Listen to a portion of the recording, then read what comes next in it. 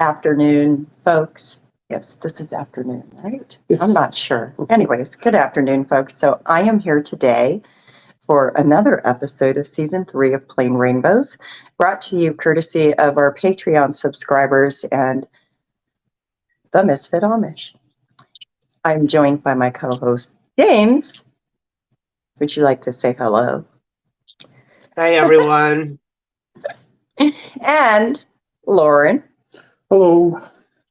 So Lauren is somebody who was raised in a Catholic church and who currently attends an Anabaptist church, which sounds like a really interesting journey. But something really critical came up that we thought would be a good idea to amplify, and that is Lauren's voice, because Lauren spent 60 years of her life closeted. So with that being said, would you like to introduce yourself? So I'm Lauren. I've lived here for about 12 years now. I grew up Catholic. I was in a position where at age 6, I knew that I was different. It was the 60s. You didn't ask questions. Grew up in a household where children just stayed quiet. I knew, though, that boys were supposed to act like boys and girls were supposed to act like girls. And for fear of being in trouble, I never said anything. So probably for the first, till I was probably 10, I thought I was the only person in the world like this. As I got into... You're not. I know. I had to say it. It took me a while. When I got into teen years, I kind of figured out that there was other people like me. Wasn't really sure. Was still afraid to come out. Did my best to grow into manhood. Had a lot of issues with that. Going to school, I could never play sports. It was too hard on me. I just, I gravitated towards music. I always gravitated towards feminine things, but forced myself to maintain a masculine lifestyle for 60 years. It caused, I was married once before to a woman who knew about this, and she was sure she could change me, and in the end, we just ended up divorcing. So it wasn't until I'm with my current partner now where I can actually be myself, and it feels wonderful.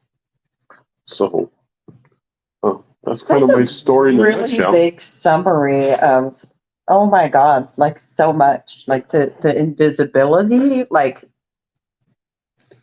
just when you mentioned like being a child and you talk about like feeling like there was nobody else, like did that continue on into adulthood, or like what kept you in the closet for all of those years? Was it? There was several things. Fear, for one, the fear of not being accepted. I was pretty sure, and I still think I was right, that my parents wouldn't have accepted me. So I think the fear of it, and then as in later years, as I got married and had a child, I was providing, and I just knew if I came out at that time that financially I wouldn't be able to take care of the family. I grew up in a situation where should be my job to take care of the family, so I stayed closeted so I could take care of the family. I continued to do that. That kind of became forefront with me. I went out when I could. I dressed when I could. But it was just something that the fear of somebody finding out was great for me, and I couldn't get over that fear. It took me a long time to get away from the fear of what would happen to me if somebody found out that who I really was. So I worked really hard at not letting anybody find out who I was. Later in life, when I kind of started coming out, I considered transition. And this is kind of, I think it's kind of selfish on my part, but a lot of people say no. I didn't transition because the position I was in, I used my white male privilege to make money. Had I transitioned, I could have that same job for 3/4 of the salary that I was making. So for me, a lot of the issue was financial, taking care of people around me. But at the same time, it was hard on me.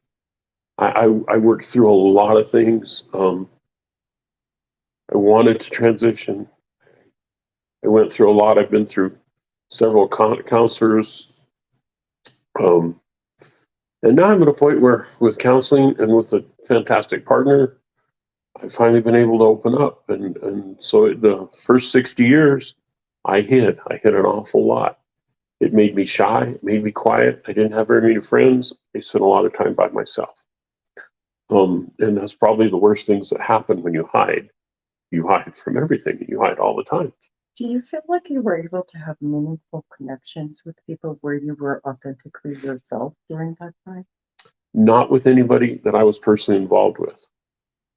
I spent a period of talking to strangers where I could be myself, but there was nobody I ever saw. It was phone, like chat lines and things like that. And that was really the only place where I felt like I could be totally authentic. Even friends I had, I never felt like I had true friends because they didn't know the real me. So it makes for an odd life. And in the end, you end up working and spending a lot of time by yourself. Yeah. And not only that, but do you feel like if, like, for example, when you talk about it being tied to like financial security, like, do you think that is a barrier to people coming out? I absolutely think it's a barrier to people coming out. I think it's getting better, but there's still that stigma. Yes. Of course, in the 70s and 80s, when I was in the middle of my career, there was a tremendous stigma. I mean, they would fire you for being trans or coming out or being authentic. So, yeah, I think the financial barriers are very real. And again, even as far as gender goes, I think, it's kind of proven that women earn less than men, which is totally screwed up. But it's a reality. It is a reality, and that is a very valid point to bring up, is that financial disproportionate pay for people assigned AFAB, assigned female at birth, versus assigned male at birth is like very disproportionate, and it can literally cause financial instability for people who do decide to come out. So then you end up with people who are deeply closeted, who spend the majority of their lives feeling like you're not living in congruence with who you are, and you're unable to be the person that you were meant to be. Yeah, and that weighs on you after a while. It becomes, in fact, I think it cost me a couple of jobs because it came to the point, because I was so closeted, then it becomes an obsession. I must be feminine. I can't be feminine, but I must be feminine. It weighs on your mind. It weighs on your mind. And for me, my job performance started going down. My excuse me. I couldn't. My attitude was bad, and it just got to a point where you can't do it anymore. It's like, this is who I am. I've got to be me. Did you ever struggle with wanting to continue living? Not lately, not now, but yes, before, a lot. Sure, and I don't think that that's uncommon for people like me. But when you can't live your life, you can't be who you want to be. Sure, it weighs on you to the point where you feel like, I had a tremendous feeling of no self-worth, that nobody would ever want me, that I'd always be worthless, and why should I even be around? Because I couldn't be who I wanted to be. who I needed to be, who I actually was. I had to play this part to continue to live. And maybe this sounds selfish too, but to live comfortably. To sustain, to Sustain. survive. To survive, and not to survive just for me, but for people I loved. Right. And that's sadly, like, nobody should be put in a place where they have to choose between survival and sacrificing the way that you live, or financial security for you and the people you love. That's not acceptable. Yeah, it makes it awful hard. Now, in my first relationship, not only I couldn't be me, and I was trying to take care of people financially, but those people didn't understand me. So I felt totally worthless because they didn't appreciate or understand what I was trying to do. And it really caused some issues for me. When I finally divorced from my first wife, it was like a relief but I was so damaged at that point that I went to a different job for almost no money because I didn't feel like I was worth anything. And I went into a hole and just hid in a hole. It didn't come out. Do you believe that you're worthy of basic human rights? I do now. It took a long time to get to that point. Because it seems to me like there's like several like human rights violations that happen when you have people that are experiencing life in such a closeted way where there's no way, because one of the human rights is to be able to live your life authentically and as who you are. So if that is a human right, then and people being forced to live through being shoved in a closet for 60 years because of financial inequities, which is kind of a form of coercive control. Isn't that like a human rights violation? It felt like it. But I continued to do it, and it really was when I turned 60. I was with supportive people all around me, and especially my partner. And so when I turned 60, I said, "Okay, I'm doing something for myself. I'm going to get my ears pierced." Very first step. I was working in a place that was very, very non-accepting, and I thought, I'm just at a point where I've got to do this. I've got to do something. So I did. Got my ears pierced. I had established myself at this place where I knew I wouldn't get fired, but I knew I'd get some grief over it. And I did. But that's, so we kind of moved along through that at 60, and it was okay. I got to the point where I didn't let their taunting bother me so much. It still did. Some days I had to walk away from the place. Basically, they weren't picking on me directly, but on my community. Whether they knew they were picking on my community or not, I don't know. But when they picked on the community, it was hard. So they were picking on the queer community. Oh, absolutely. Right up to the time I retired. The very last day I was there, when I was getting ready to leave, my very last day, they were making fun of people who had pride flags on their houses. And I, of course, have a pride flag on my house. Which is lovely, by the way. I think I love the flag you have on your house. It's amazing.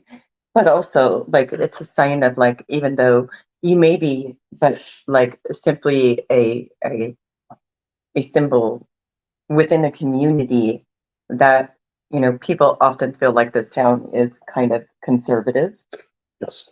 But when you openly are authentically yourself, how does that affect society around you? How does that affect other queer people? Well, hopefully it's support. Hopefully they feel more accepted. I can tell you that being my authentic self, meeting people, has changed people. Has changed some people. You know, um, we've done things where, it's. I still am waiting to get my legal name changed. So some of the things I do, I still have to do under my original legal name. But when I show up for an interview, I show up like this. Um, we bought insurance about 2 or 3 weeks ago, so naturally the application was in my name. When we went to meet the agent, well, I went like this. And the insurance agent was tremendously happy. She was accepting, was glad to meet me. It really made a difference. Mm-hmm. I feel like that part of my job now in retirement is to be present, to be out. If I don't have to go to work anymore in an oppressive environment, then I want to be out. I want people to see me. I want people to see that there's people like us out there. So you want to be visible because Yes. it matters. So how do you feel when you're driving? Visibility matters. Say what, James? Visibility matters. Absolutely. Absolutely. It really does. But how do you feel when you go out in the community and you see visible queer support? Oh, it's lovely for me. I love, downtown. Downtown here is pretty accepting, and there's a lot of visible support there, and I love to see that. I love um, whenever I see, whenever I see queer people or trans people, or I just am so happy to see more people in the community, more people like us in the community. And I think that it's important because I think even if you treat even the most conservative people with respect, there's a chance that you're going to change their mind about us, about the way they feel about us. So I do my best to wherever I go to treat people with respect. And hopefully we change some minds. Hopefully, this is true. Now, you did tell me beforehand, you said you came out this year at your church. New Year's Day. Yeah. Can you tell us a little bit about your church and about that experience? So the church has been around for a long time. It's Mennonite. It's very varied. There's a lot of conservative, older white members, men members. There's some very liberal members. So it's kind of a cross section of a lot of people. So the response I got was good. The pastor, of course, is very accepting. Most of the people, I got a lot of hugs and congratulations. But there's 3 or 4 older men in the church that now they just kind of look at me. They don't really say anything. They don't say anything derogatory. They haven't said anything bad. They don't feel like that they're totally accepting, so they don't want to totally deal with me or talk to me, but they're not going to stop anything. So it's not a terrible experience. And it's those people that I think if I can continue to show up and be visible, that maybe they'll be a little more accepting in the end. Maybe. So that's the goal for me. The goal for me is to not alienate anybody, but to be accepted as I am and who I am by everybody I meet. And I know that'll never happen, but it's a nice goal. Well, good. Good for you. And the other thing is how do you think churches could best support queer people that come out?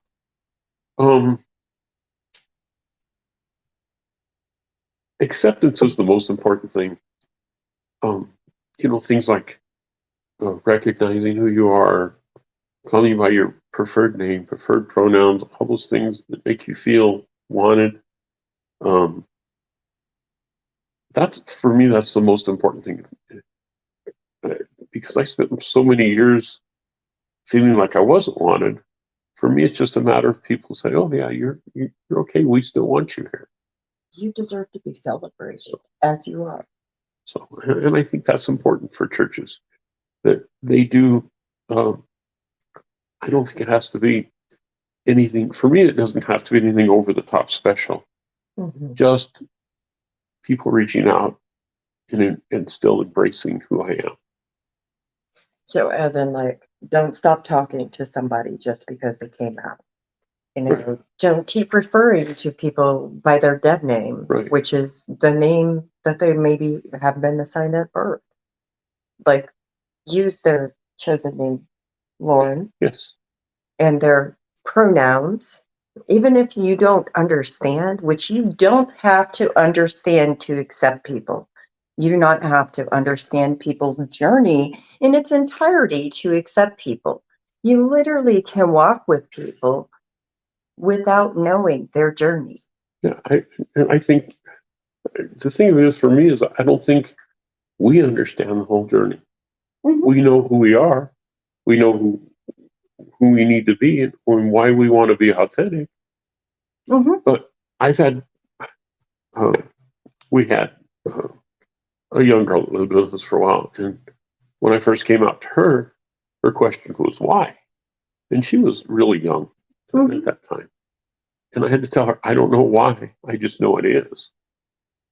And I still don't know why. I just know this is how I am. This is, it's for me, I know that I was born this way.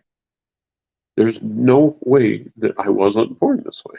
So if you like remember the Bible verse that talks about people being created in God's image and light, but then you also remember the Bible verse that talks about, God being neither male nor female. Wouldn't that apply to also humans? If humans are made in God's image and light, some humans might be genderless, isn't it? Absolutely. No, I still, I feel like, the gender is a spectrum. You can hit anywhere on it. You can kind of float along it. You can go a little bit up and a little bit feminine, a little bit masculine. You can, and I still don't think that transition is a destination. I believe it's a journey. And I believe it's a journey Thank for you. life. Thank you.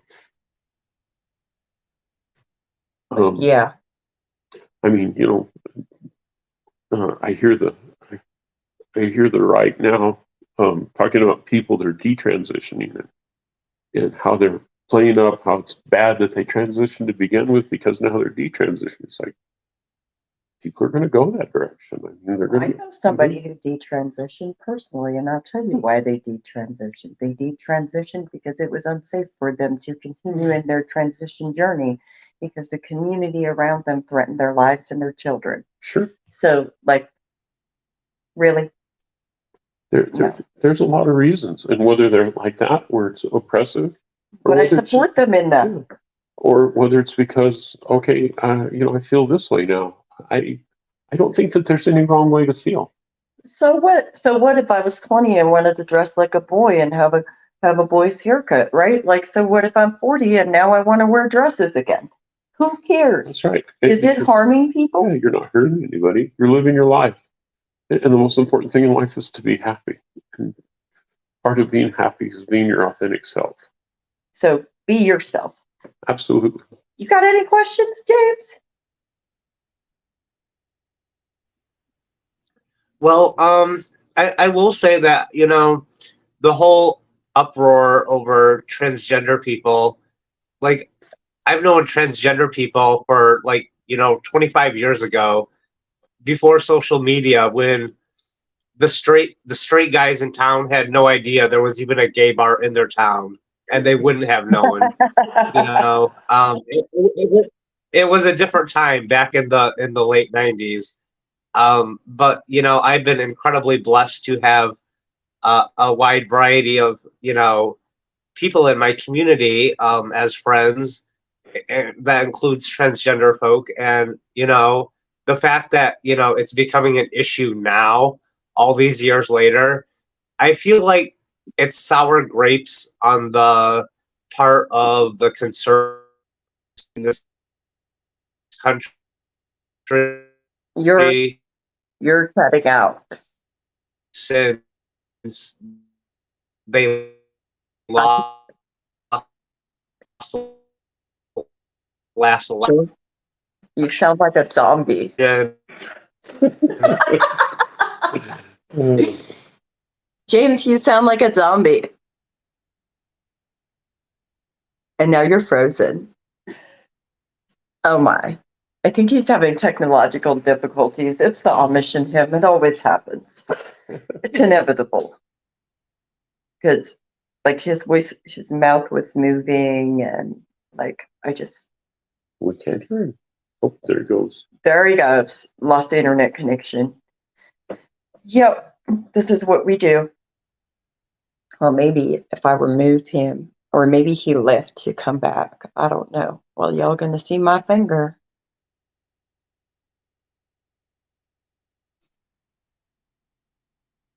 We're gonna do that, and then he'll be able to come back. But either way, I mean, we're almost at like our ending time. So I would like to ask you, like, now that we've talked about like the church's response, what about like people that may be living similar or parallel to what you experienced in your life? Like, what is there anything you would say to them? Be brave. Go out. Be yourself. And you have to be proud of who you are. My biggest regret is that I hid for 60 years. I would have loved to come out a lot sooner. And I would say to anybody, come out. And then I would also say, if you are my age and you're still hiding, then come out. It's not too late. It's never too late. For me, it's made a world of difference in my mind, in my attitude. I became, even at my oppressive job, I became so much more productive when I kind of let myself start to come out a little bit. I got the one lucky thing I got from the pandemic was that they moved my job home. So that was quite interesting. I did my job from home. The same month that they moved me from home, I also started on hormone therapy. So I was able to be myself and do the job because I was at home. I felt, for me, starting hormone therapy was beyond how my body looked. It felt like it balanced me. I felt like my mind and my body were starting to match.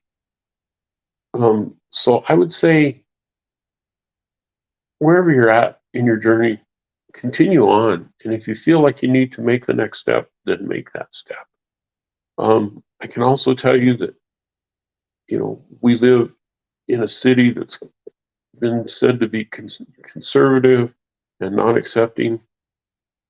If you go out with a smile on your face, people are accepting. There's a lot of accepting people here. I go places all the time, and I'm comfortable going to those places.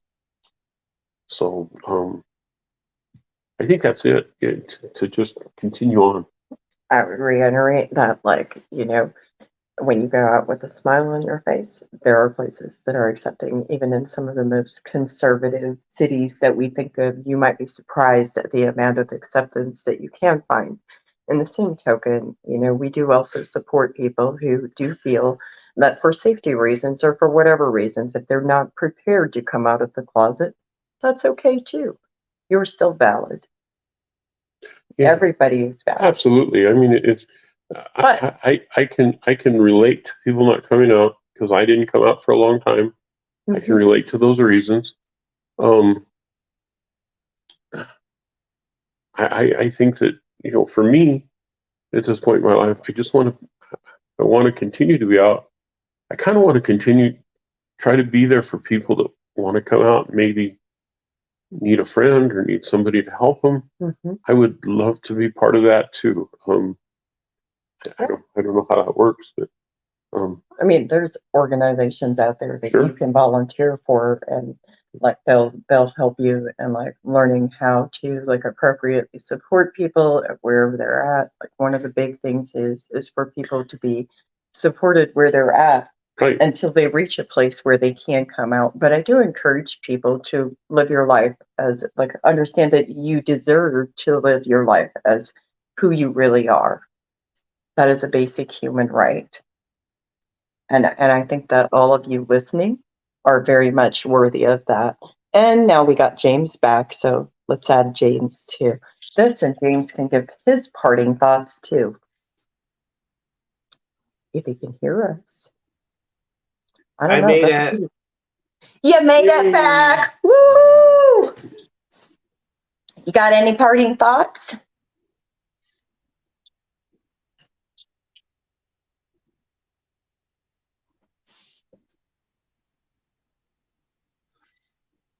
Or are you frozen I'm sorry, again? what was the question? You got any parting thoughts?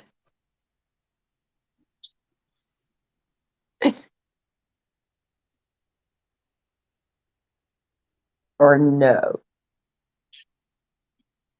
I don't know if he can hear us. I can kind of hear you. I heard you say I'm frozen.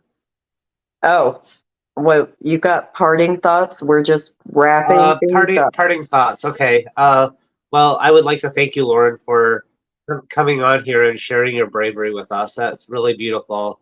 And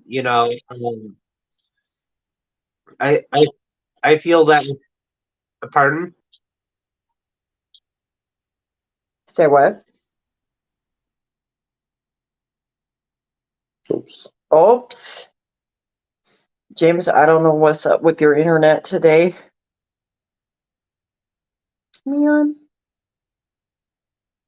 it looks some kind of way. And we lost him again. Well, Yes, we did. it's okay.